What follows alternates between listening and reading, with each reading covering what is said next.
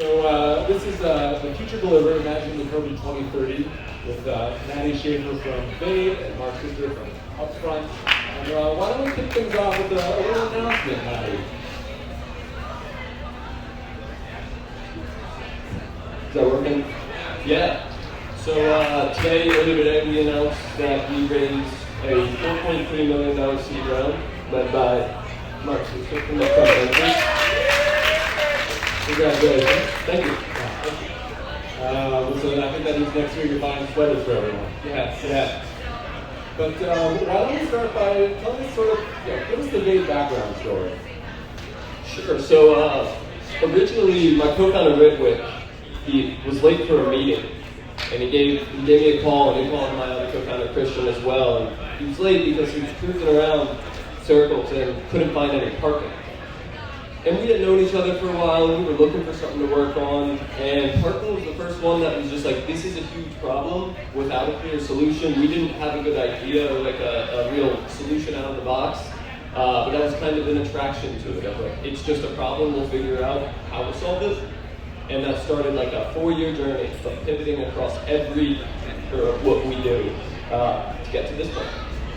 And so are you just an enthusiast? Like, how did you end up loving parking?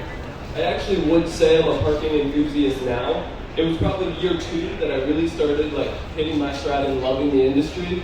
But there's like an ongoing joke that if you talk to anybody in parking and you ask how they got there, it's always by accident. Oh, I just got this one job and then I ended up in it, or a bunch of jobs, and then I ended up here. So we like to say that we're the only ones on there in parking on purpose. And so how did you go from a crazy idea, a co-founder looking for parking, to a round with Upfront? How did you guys find each other? It was also through my co-founder Ritwick. I think he had sent our deck to one of Mark's employees, Molly, I believe, and she sent it to him, and I think she was like, you probably won't like this, or I don't know if you're interested, but it seemed to fit his thesis really well, which I will let him explain himself. Yes. Is this on? Okay. In fact, I think a lot of investors are afraid to fund anything that has hardware involved with it. But I've been funding hardware-related companies for about 12 years. We had some success with it. We funded a company called Ring. I don't know if you heard of Ring. Yeah. So we did the seed round right after Shark Tank passed on it. And that turned out pretty good for us. Sold to Amazon for more than $1 billion.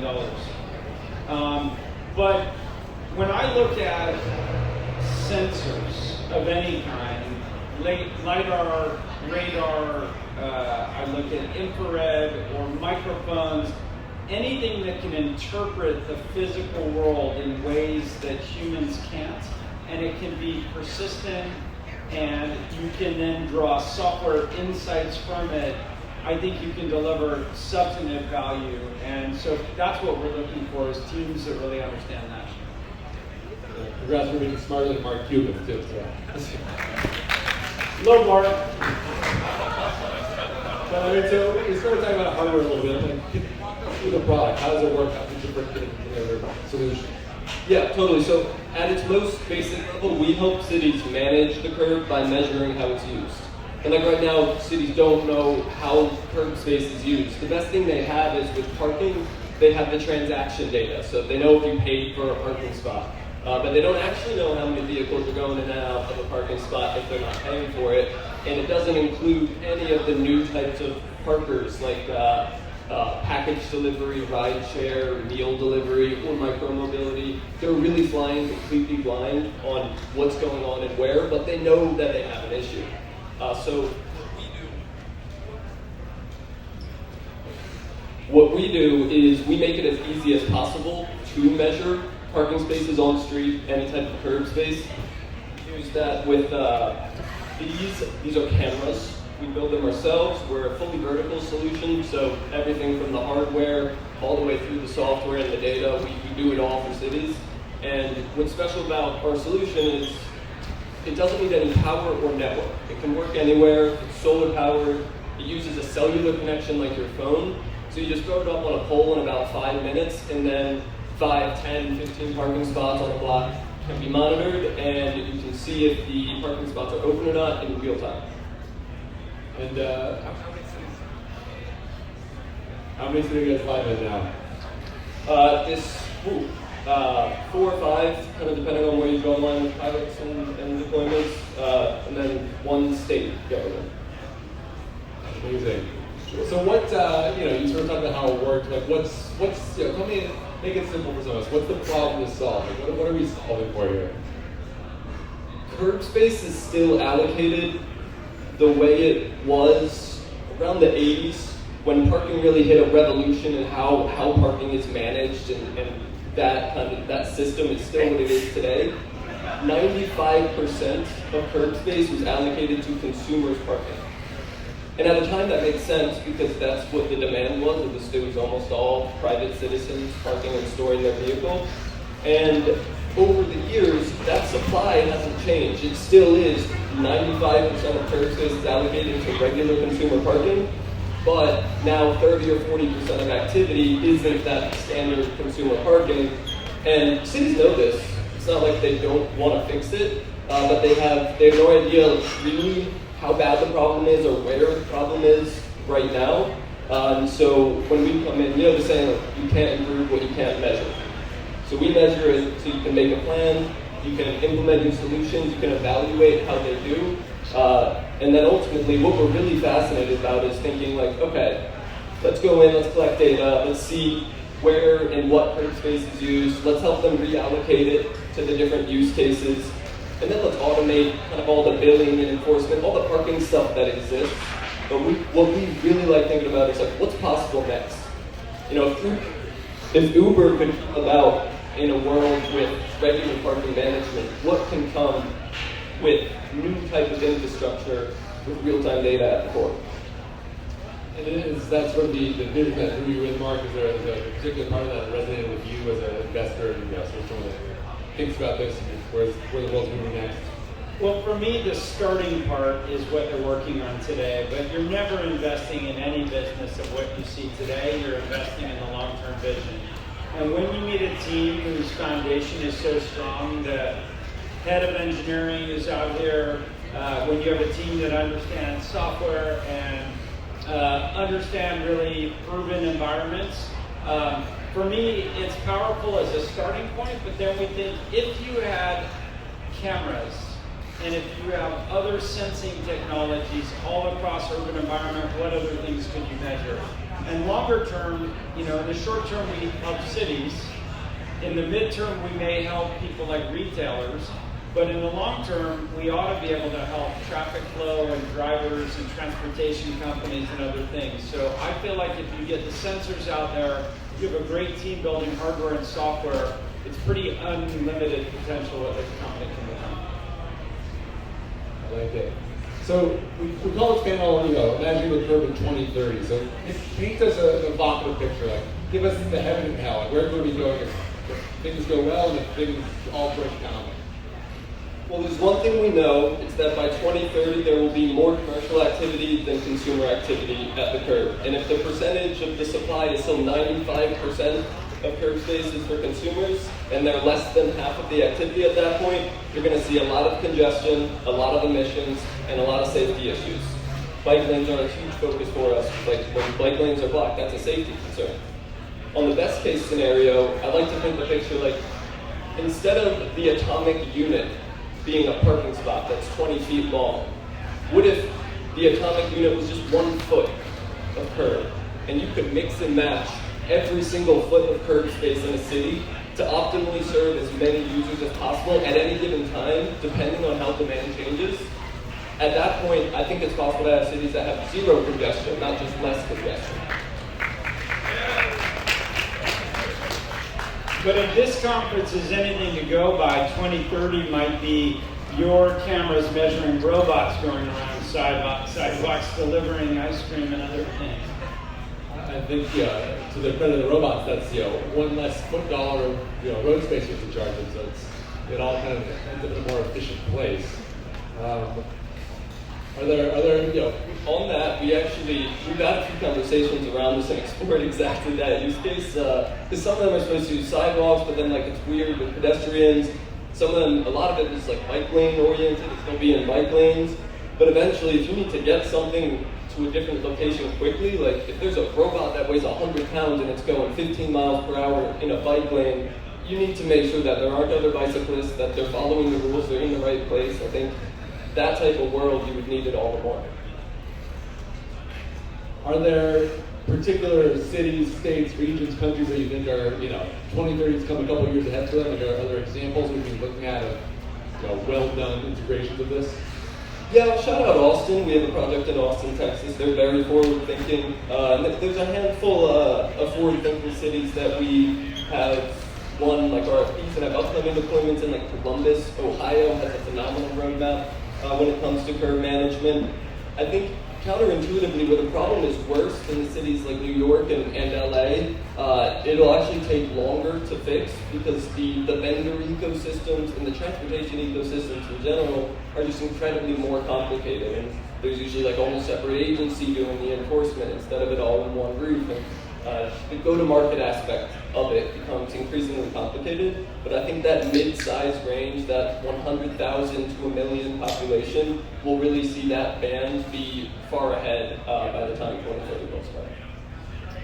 Question for Mark. I know you guys have also made some investments in companies like Density, where in a way there's some parallels about still measuring activity and literally density of uses. Is there a way that you see this all kind of adding up to a big picture schematic or just a sort of general philosophy of the space? Yeah, starting with what I already described, which is anytime you can have cameras and sensors measuring how spaces are used, how people are used, I think long-term there's going to be value. So examples I would give you. Obviously Ring, we all know that. You think of it just as a video doorbell, but we were able to determine in front of your house, is that a delivery person or the person who lives at the house? Is it a dog? Is it a cat? Is it something that's supposed to be there?